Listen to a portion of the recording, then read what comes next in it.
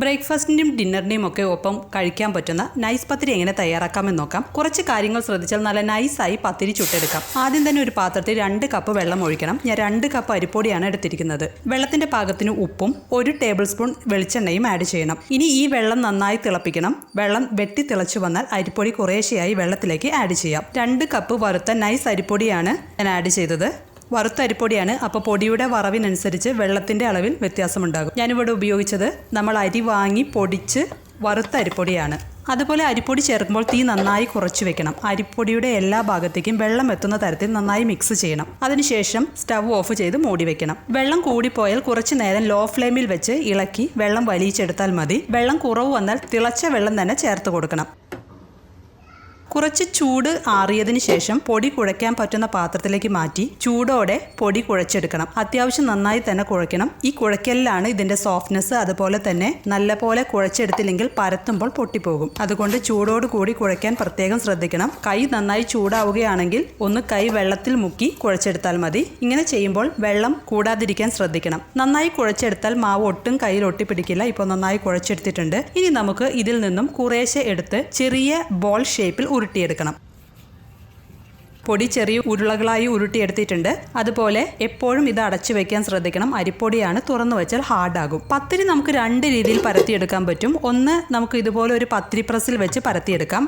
ഇതില്ലെങ്കിൽ ചപ്പാത്തി പലകയിൽ വെച്ച് പരത്തിയെടുക്കാം. ഒരു ഉരുളയെടുത്ത് പൊടിയിൽ മുക്കി കയ്യിൽ വെച്ച് പ്രസ് ചെയ്യണം.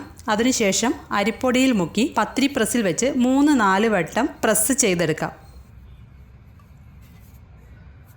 പത്തിരി പ്രസ്സിൽ കുറച്ച് അരിപ്പൊടി തൂക്കി കൊടുക്കാൻ മറക്കരുത്, അല്ലെങ്കിൽ പരത്തുമ്പോൾ പത്തിരി പ്രസ്സിൽ ഇത് ഒട്ടിപ്പിടിക്കും.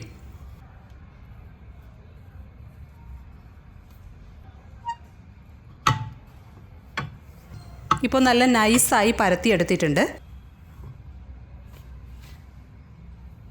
ഇനി നമുക്ക് ഒരു ഉരുളയെടുത്ത് കൈകൊണ്ട് പ്രസ് ചെയ്ത് അരിപ്പൊടിയിൽ മുക്കി ചപ്പാത്തി പലകയിൽ വെച്ച് പരത്തിയെടുക്കാം. ചപ്പാത്തി പലകയിൽ കുറച്ച് അരിപ്പൊടി തൂക്കി കൊടുക്കണം.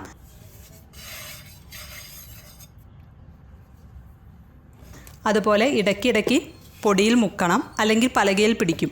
വെള്ളം നല്ല പാകത്തിനെടുത്ത് നന്നായി കുഴച്ചെടുത്താൽ ഒട്ടും പൊട്ടിപ്പോകാതെ നൈസായിട്ട് നമുക്ക് പത്തിരി പരത്തിയെടുക്കാം. അതുപോലെ പരത്തിയതിന് ശേഷം കുറേ നേരം വെക്കരുത്, വേഗത്തിൽ ചുട്ടെടുക്കണം. എല്ലാ പത്തിരിയും ഒരേ ഷേപ്പിൽ കിട്ടാൻ ഒരു ബൗൾ വെച്ച് കട്ട് ചെയ്തെടുത്താൽ മതി.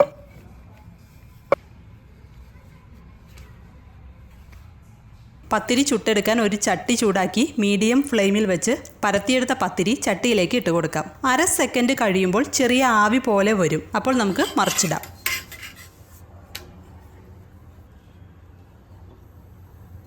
ഇനി ചെറിയ കുമിള പോലെ വന്നാൽ തീ കുറച്ച് കൂട്ടി വെച്ച് വീണ്ടും മറിച്ചിടാം. എന്നിട്ട് ലൈറ്റായി പ്രസ് ചെയ്ത് കൊടുക്കാം.